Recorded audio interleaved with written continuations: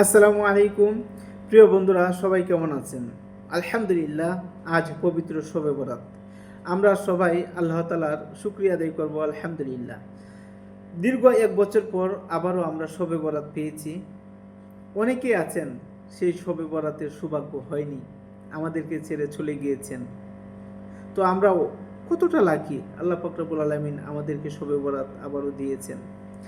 আজকের রাত্রে আমরা বেশি বেশি আল্লাহ তাআলার ইবাদত করার চেষ্টা করব। আমাদের অতীতের যত গুনাহ আছে, জানা অনজানা, ইচ্ছা অনিচ্ছা, কত ধরনের আমরা গুনাহ করেছি, সগীরা কবিরা, বিভিন্ন রকম গুনাহ আমরা করেছি। আমরা অন্তর থেকে তওবা করে আল্লাহ তাআলার কাছে আমরা ক্ষমা প্রার্থনা করব, ক্ষমা চাবো।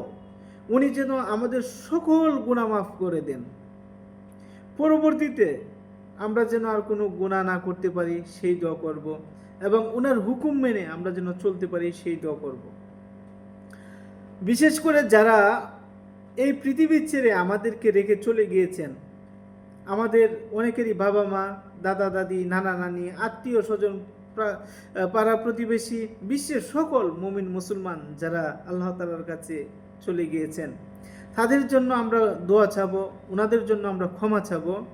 কারণ ওনারা চাইলেও আজকের রাত্রে কোনো ইবাদত করতে পারবে না, ওনারা আল্লাহ তাআলার কাছে আর ক্ষমা চাইতে পারবে না। তো আমরাই একমাত্র অবলম্বন ওনাদের জন্য।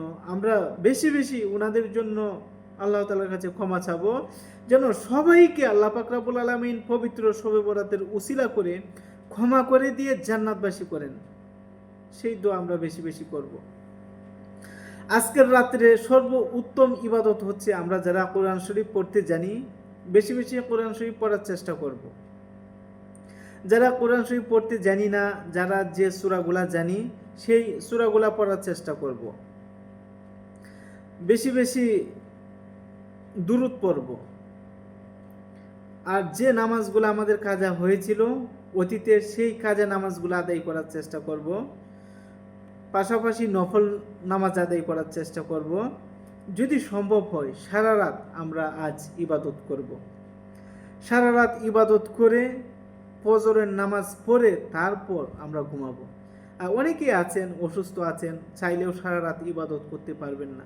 যতটুকু সম্ভব আল্লাহ তাআলার কাছে আপনাদের গুনার মাপ চাবেন, এবং আগামী দিন আমরা কিভাবে চলবো, আমাদের রিজিক আল্লাহ তাআলার কাছ থেকে চেয়ে নেব।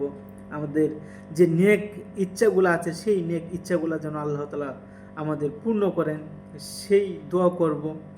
আল্লাহ পাক রব্বুল আলামিন আমাদের সকলের নেক ইচ্ছাগুলো যেন পূর্ণ করেন, আমাদের সবার গুনাহ যেন আল্লাহ তাআলা মাফ করে দেন।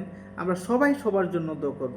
আমরা যখন অন্যের জন্য দোয়া করব, তখন আল্লাহ পাক রব্বুল আলামিন উনি নিজের জন্য দোয়াটা কবুল করবেন। আল্লাহ পাক রব্বুল আলামিন বলবো, ফেরেশতারা দেখো আমার ওই বান্দা তার জন্য কিছু চাচ্ছে না, সে অন্য লোকদের জন্য চাচ্ছে, সে অন্যের জন্য কান্নাকাটি করছে।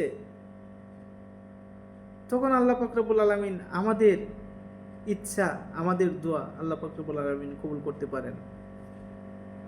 সবাই ভালো থাকবেন, সুস্থ থাকবেন, আর পবিত্র শবে বরাতের যে আমল সেই আমল করার চেষ্টা করবেন।